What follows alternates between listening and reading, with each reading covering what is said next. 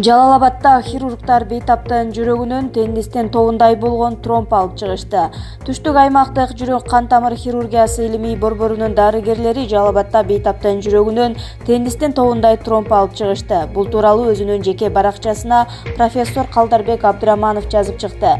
Анын билдирүүсүнө ылайык, топ формасындагы тромб дарыгерлердин тажрыйбасында биринчи жолу болуп жатат. Тромб улгайган бейтаптын жүрөгүнөн табылган. Негизи тромб түз эмес контурда болот. Мен оюмча китептерде мындай топ түрүндөгү тромб болгон эмес. Биздин адистер азыр маалымат издеп жатышат. Бул тромб менен бирге биз бейтаптан митралды клапанды да алдык. Бейтаптын абалы жакшы, өзүн жакшы сезүүдө. Операциядан эртеси күнү аны палатага котордук, деди Абдыраманов. Калдарбек Абдыраманов 2014-жылы электр энергиясы өчүп калганда бейтаптын жүрөгүнө телефондун жарыгынын жардамы менен операция жасаган. КСДПнын өкүлү Алга Кылычев үй камагына чыкты. Бул тууралуу кече 25 октябрда Супер КЖ порталына 1-май райондук соттун басма сөз кызматынан билдирди. Маалыматка ылайык, Алга Кылычев тергөө менен кызматташуу тууралуу макулдашууга кол коюп берген. Укук коргоо органы 22 октябрда аны үй камагына чыгаруу боюнча өтүнүч келтирген. 1-май райондук сот өтүнүчтү канааттандырган. 7 августта Алмазбек Атамбаевди кармоо операциясы башталып, эл менен күч түзүмдөрүнүн кызматкерлеринин ортосунда кагылышуу орун алган. 8 августта Атамбаев камакка алынган.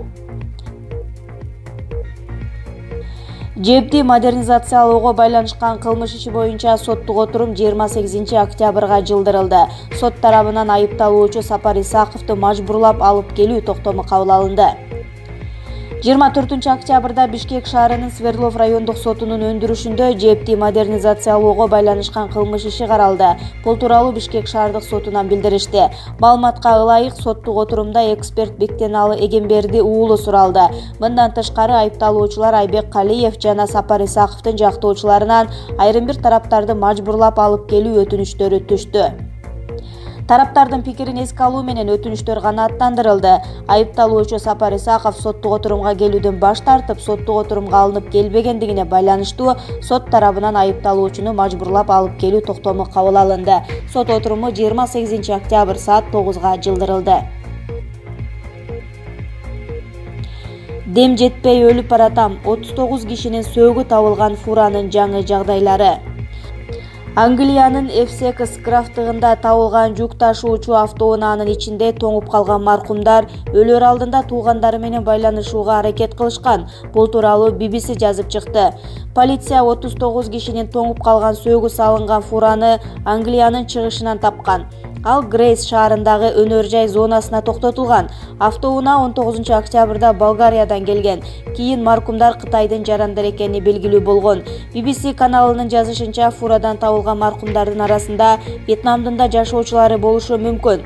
Вьетнамдын 26 жаштагы тургуну Вам Тихретра Маянын туугандары журналисттер менен байланышып, каргаша болор күнү алар билдирүү алышканын айтышкан. Майя ата-энесине дем жетпей жатканы боюнча кат жазып, ошол бойдон байланышка чыккан эмес. Ал Кытайга учуп кеткен, 2 күндөн кийин Францияга келген. Ал барган мамлекеттен бизге чалып турчу. Британиянын чек арасынан биринчи жолу 19 октябрда өтүүгө аракет кылган, бирок кармалып калып артка жиберилген. Окуя кайсы портто болгонун билбейм деген ал. Ошондой эле фурада тоңуп калгандардын арасында Вьетнамдын 20 жаштагы тургуну Нуген Дин Лоунг жана 19 жаштагы кыз да болушу ыктымал. Вьетнамдын Лондондогу элчилиги туугандары дайынсыз болуп жаткан бир нече үй-бүлө аларга байланышка чыкканын кабарлады. Учурда 39 маркумдун 10го жакыны Вьетнамдын тургундары болуп калышы ыктымал деген кооптонуу бар.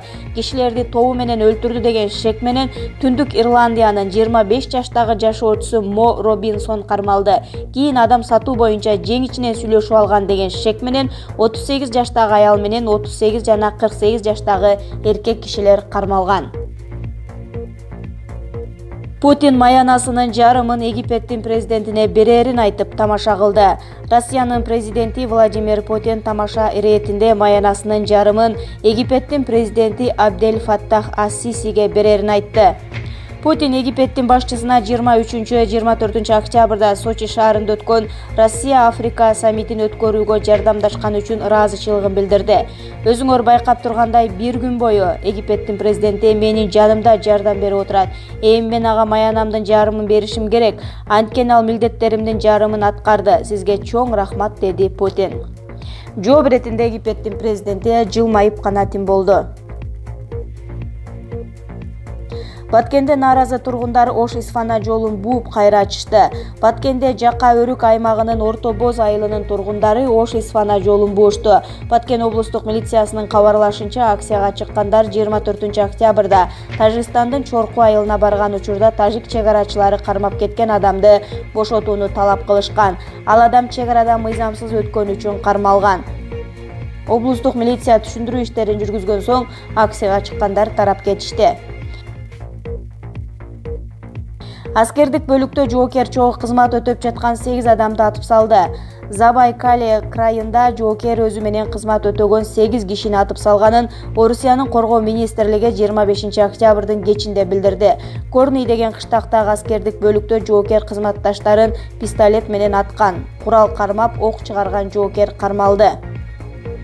Коргоо министрлиги ал өзүн кармай албай калгандыктан ок чыгарганын билдирди. Каргашалуу окуя кечки саат 6-дан 20 мүнөт өткөндө аскердик бөлүктө кароол алмашып жатканда болгон. Баштапкы маалыматка караганда ок тийген 7 киши мүрт кеткен, бирөө ооруканада көз жумган. Жараат алган 2 адам ооруканада, алардын өмүрүнө коркунуч жок. Коргоо министринин орун басары Андрей Картополов министрликте түзүлгөн комиссия менен чогуу окуя болгон жерге кетти.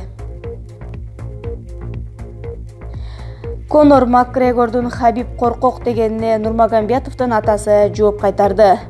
УФС уюмунун жеңил салмак категориясы боюнча мурдагы чемпиону Конор Макгрегор Москва шаарында берген маалымат жыйынында россиялык мушкер Хабиб Нурмагомедовду коркок деп атады. Бул тууралуу Sport.ru басылмасы жазды. Ал эч нерсеге татыксыз болгондуктан тобокелге баргандан коркот. Хабиб алы жеткендер менен гана мушташат. Менден качып реваншка чыкпай коерун билем. Ал аябай коркок, жеңил салмак категориясына өтө коем деп өлүп кала жаздаган. Бул да болсо коркоктуктун дагы бир көрсөткүчү. Менден качышың мүмкүн, бирок жашынып кала албайсың, деди Макгрегор маалымат жыйында.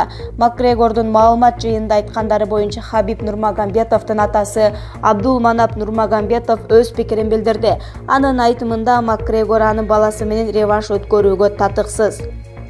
Жеңилип калгандан кийин да анын минтип айтып жатканына таң деле калбайм. Эмне десе ошо десин, биз аны буга чейин урганбыз, эми дагы деле ура беребиз. Хабиб реванштан коркуп жатат деп айтыптыр. Бирок реванш деген эмне экенин билесиңерби?